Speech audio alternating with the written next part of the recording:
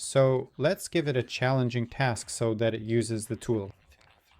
Alright, schedule a meeting for today with Sergei Cherbadzhy at 6 in the evening and send him an email, taking his preferences into account. And also schedule a meeting for tomorrow with Max Yurchenko, taking his preferences into account as well, and also send him an email saying that we will have dinner at 7 in the evening. So let's see how it runs. LLMs, as a rule, when you give them a lot of tasks, several tasks at once, they can get confused and start hallucinating. So here we can already see that it used the synth node, possibly to set priorities. Well, we'll take a closer look at it later in the video. The point here is that, as you can see, it used it for thinking. So in this video, we'll be talking specifically about this part. How to use it, how to set it up, and what it's for. If you're interested, keep watching. So this tool was created thanks to the company Anthropic. Basically, they came up with this tool for their models, which allows them to think. So you might know this or maybe not, but there are different LLMs. Some you could call thinking models and others are just regular ones, like say 4.0. And that's why there are Claude 3 and 3.7. That's why they came up with this tool that basically lets any model become a thinking one. So what exactly is this tool, this thinking process? It means one thing. It allows the model to analyze the results of its own work. If we use an analogy, you could imagine it like solving a math problem in your head without using scratch paper. But thinking, the tool, gives you that very scratch paper, where you can write down the results of your previous thoughts and decisions, and then work through them to a logical conclusion and find the right answer. That's exactly what the think tool, or thinking, is for. I'll leave this article in the description, and I'd like to pause here to go over some of the things they recommend about when you should use this tool and when you shouldn't.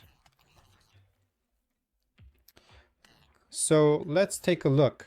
If we take this and translate it, it'll be easier for you to read. So when should you use this tool? That is, tool output analysis. In other words, this is when Claude needs to carefully think through its response before proceeding with any further actions. That's the first point. The second crucial point is when there is some kind of established guideline.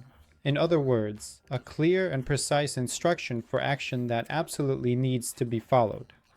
In this particular case, you also fundamentally need to utilize the think or thinking tool. And when there's a sequence of certain decisions, meaning when it should proceed to some result, only then, to some action, only when there is a result from the previous tool or calculation. So, these are different things.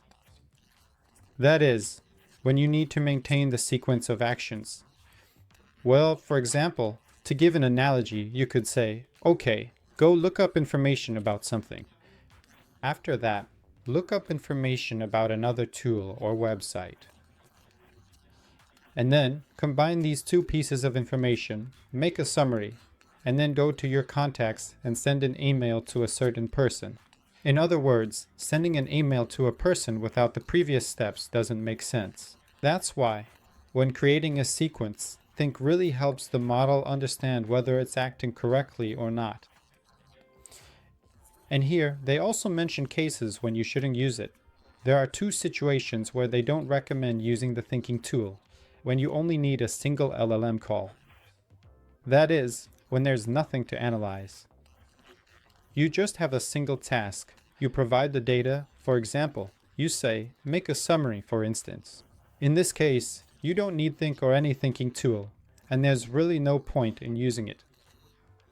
And when the instruction is simple enough, for example, summarizing is pretty easy for an LLM to do, or making a brief extract, or translating text into another language. So it's the same thing here. In such cases, they don't recommend using this tool. Again, I'll leave a link to the article in the description. If anyone wants to take a closer look, we can check it out. Now, let's take a look at the results of my previous run. Here we have the agent. It stopped because it reached the default number of interactions with the agent. But that's not the main point, right? We can actually look at its logic. So if you don't know, you can change this to a higher number here, and then you'll be able to handle more complex requests. But what we're interested in, we can go into the logic and see how it worked, right?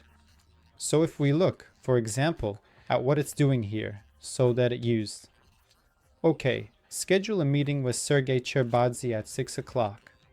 So that's what I wrote to it. Then it processed it.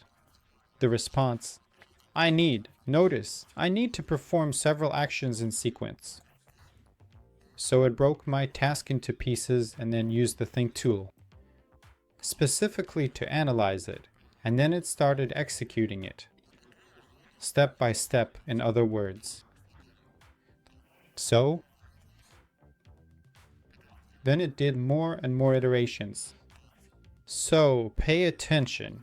It broke this task down into subtasks to figure out how to do it, and used the think tool specifically to confirm that it made the list correctly, and only then started executing it. Right here you can see the input from my previous conversations with it. But the main point is the memory. Here we use it. That's why it pulls up my old tests. But the main point is that the think tool helps to lay out and organize a complex task more clearly and understandably, arranging it the way a robot or some manager would do it. Alright, so let's see how this model solves riddles. Here I wrote a prompt. The idea is for it to solve riddles. Let's see how these two models perform. In this case, Anthropic Claude 3.7, switching right away to version 3.7, and how each of them uses the think tool. Alright, the first riddle. I speak without a mouth and hear without ears. I have no body, but I come alive with the wind. Who am I? Let's see if Claude 3.7 will use think or not. So it's thinking, thinking, thinking. And then we'll give the same riddle to 4.1. I want you to see how these two models work and how each of them does it. Okay. Echo. Yes. How it reasoned. You can add to the prompt so that it doesn't return, yes, an explanation, but in this case it did. Let's see how 4.1 handles this now. Alright. I speak without a mouth and hear without ears. I have no body, but I come alive with the wind. Who am I? And now let's see. The 4.1 model from OpenAI might answer right away without think. Here I want to show you the behavior. That different models have different behaviors. Yes, and the answer is also like that. Echo. Two models managed to answer, but the 4.1 from OpenAI didn't use think, actually. And this highlights for us that think is an auxiliary thinking tool. In other words, the model isn't required to use it. But in those truly sophisticated agents where you genuinely understand the inherent complexity of the requests, where you'll profoundly need to think deeply, as we previously discussed, analyzing some extensive data, utilizing a wide array of powerful tools, enable think and you'll clearly see how the overall quality of your agent's answers will significantly improve. In this video, we talked about the thinking tool, or think. Remember when to use it. You only need it in complex workflows, or more precisely, with complex agents where analysis is required, or when it receives a lot of tasks at once and needs to handle them on its own. And you shouldn't use it in simple cases. If you like the video, give it a thumbs up, subscribe to the channel. I'm also currently creating a course. If you didn't know, follow the link in the description. Leave your email and take the survey if you want to influence the quality of the course and what will be included in it. And I'll see you in the next video.